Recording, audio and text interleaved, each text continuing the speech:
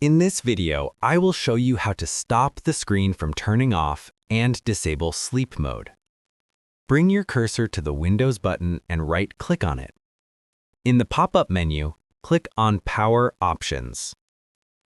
In the Power menu, click on Screen Sleep and Hibernate Timeout. Here you will see two options.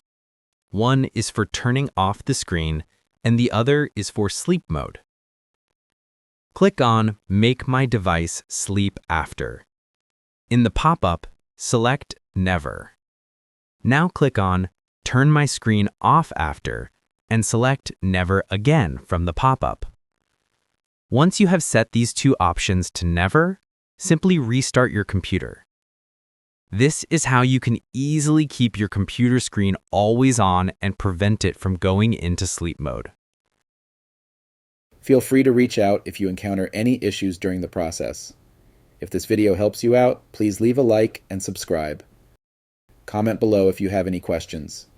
If you need further assistance, consider hiring a professional using the link in this video below.